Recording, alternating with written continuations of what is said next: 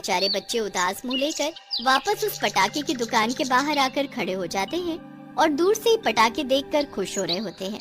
अरे ये लोग तो दूर से ही देखे जा रहे हैं, आखिर ये दुकान पर आ क्यों नहीं रहे? अरे कैसे आएंगे, उनके पास पैसे नहीं होंगे ना पटाखे के लिए, तो फिर कैसे आएंगे?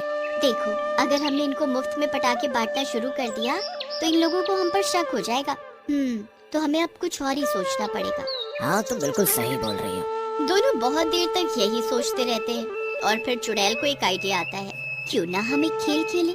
हम गत्ते से एक गोल चक्र बनाते हैं और फिर उस पर हम एक जगह पटाखा और बाकी जगह पैसे पैसे लिख देंगे।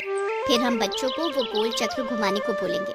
एरो अगर पटाखे पर रुका तो उसे मुफ्त में पटाखे मिल जाएंगे, वरना उसे पैसे देकर खरीदना पड़ेगा। अरे पर बस एक जगह पटाखा लिखेंगे तो किसी की भी नजर उस पर कैसे रुकेगी? ज्यादा तो पैसे लिखे हुए पर ही रुकेगा ना, और यहाँ पैसे तो कोई देगा ही नहीं ना। भूल गए क्या कि हम भूत और चुड़ैल हैं? एरो कहाँ रुकेगा, वो हमारे हाथ में है, समझे? मैं तो सच में। बस फिर दोनों यही तरकीब लगाकर एक गोल चक्र बना लेते हैं और बच्चों को उसे खेलने के लिए बुलाते हैं। बच्चे और बड़े ये सुनते ही बड़े खुश हो जाते हैं और फिर एक एक करके वो अपनी किस्मत आजमाने चल पड़ते हैं। क्या ये गोल चक्र घुमाने के आप हमसे पैसे लोगे? नहीं नहीं, कोई पैसा नहीं, एकदम मुफ्त। चलो जल्दी से चक्र घुमाओ। मीना उस गोल चक्र को घुमाती है और एरो जैसे ही पैसे पर आकर रुकने वाला होता है कि भूत जादू से उसे पटाखे पर कर देता है। मीना खुशी से उछल पड़ती है और वहाँ खड़े सारे बच्चे ताली बजाने लगते हैं। अरे वाह, इस छोटी बच्ची की किस्मत तो बड़ी तेज है। आओ बच्ची, ये लो पटाखे और दिवाली पर खूब जलाना। मीना पटाखे लेकर बड़ी खुश होती है। आखिर जिंदगी में पहली बार उसको पटाखे मिले होते हैं। मीना को देख अब बाकी बच्चे भी एक एक करके गोल चक्र घुमाने आते हैं और हर किसी का एरो पटाखे पर ही आकर रुकता है। भूत चुड़ैल पूरा दिन बच्चों को मुफ्त में पटाखे बांटते हैं। पूरे गांव में पटाखे की दुकान की चर्चा होने लगती है। हर जगह बस उनका ही नाम होता है। रात तक गांव के जाने कितने लोग गेम खेलकर मुफ्त के पटाखे जीत जाते हैं। उसके बाद भी लोगों का आना बंद नहीं हो रहा होता। अरे अब तो रात हो गई, हमें जाना चाहिए। हम इतनी देर रात तक अपना भेष बदल कर नहीं रह सकते। इनके सामने अगर हमारा असली भूत और चुड़ैल का रूप आ गया तो बहुत दिक्कत हो जाएगी। हाँ ठीक कहती हो तुम। मैं दुकान बंद करता हूँ और इनको कल आने को कहता हूँ। सब लोग भीड़ लगाकर खड़े होते हैं और फिर राजू उनको अगले दिन आने को बोलता है। देखिए बहुत रात हो गई है, अब हमको दुकान बंद करनी पड़ेगी। अब हम कल सुबह दुकान खोलेंगे, आप लोग कल आना। अरे भैया तो कल भी तो ऐसे ही गेम खिलाओगे ना? हाँ बिल्कुल, तुम सब चिंता मत करो और बस अब कल आना। ठीक है भैया, हम कल आते हैं। सबके जाने के बाद रामवती और राजू अपने भूत और चुड़ैल के रूप में आ जाते हैं। आज तो हमने काफी पटाखे बांट दिए, अब हमारे पास कल के लिए ज्यादा पटाखे नहीं बचे। तो कोई बात नहीं, हम फिर से उसी फैक्ट्री से कुछ पटाखे उठा लाते हैं। हमें बस इस बार गांव की दिवाली धूमधाम से मनवानी है। हाँ बस उस रात भी दोनों भूत और चुड़ैल उस फैक्ट्री से पटाखे उठाकर अपनी दुकान में लेकर रख लेते हैं। अगले दिन वो फिर से रामवती और राजू के भेष में आकर गांव वालों को खेल खेल में ढेरों पटाखे बांट देते हैं।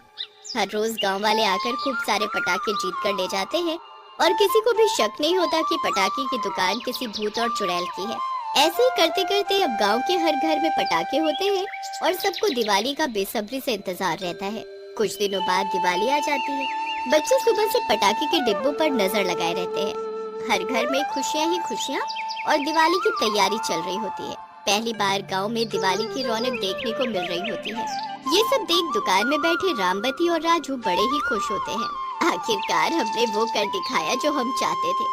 अब हमें यहाँ से चलना चाहिए, हमारा काम हो गया। हाँ चलना तो चाहिए, पर मैं यहाँ रुककर इनकी दिवाली देखना चाहता हूँ।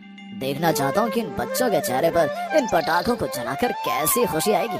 हाँ ये तो तुमने सही कहा, ये तो मैं भी देखना चाहूँगी। बस फिर शाम हो जाती है और हर घर में दिए जले होते हैं। बच्चे पूजा करने के बाद घरों के बाहर अपने अपने डिब्बे लेकर आते हैं। आओ आओ सब बच्चे आ जाओ, सब मिलकर पटाखे जलाएंगे, बड़ा मजा आएगा। सब बच्चे बाहर आ जाते हैं और अपने अपने पटाखे जलाने लगते हैं। हर तरफ पटाखे ही पटाखे जल रहे होते हैं और बच्चों के चिल्लाने की खुशी सुनाई पड़ रही होती है। हर तरफ बस खुशी ही खुशी होती है, जिसे देख रामवती और राजू के चेहरे पर भी मुस्कुराहट आ जाती है। ऐसी दिवाली तो मैंने पहली बार देखी है और सच में ये दिवाली मेरी सबसे अच्छी और यादगार दिवाली है। सच कहती हो तुम, ये दिवाली कुछ अलग ही है। दूसरों की खुशी में जो खुशी मिलती है उसका कोई जवाब नहीं। रामबती और राजू दूर खड़े सबको दिवाली मनाते देख ही रहे होते हैं कि तभी उनके पास गांव के कुछ लोग मिठाई लेकर आते हैं। आज तुम्हारी वजह से हमारे गांव में हम दिवाली मना पा रहे हैं। हमारे गांव के बच्चों ने तो कभी पटाखे देखे भी नहीं थे। सच में जो आपने किया वो कोई नहीं करता। कितने ढेरों पटाखे आपने मुफ्त में बांट दिए। अरे बस, ये तो आप लोगों की खुशी के आगे कुछ भी नहीं है। तो बस फिर ये मिठाई हमारी तरफ से आप लोग स्वीकार कर लो तो हमें बड़ी खुशी होगी। राजू और रामबती वो मिठाई ले लेते हैं और बड़े खुश होते हैं। उसके बाद वो वहाँ से चले जाते हैं। पर हर साल वो उस गांव में अपनी पटाखे की दुकान खोलकर बच्चों को मुफ्त पटाखे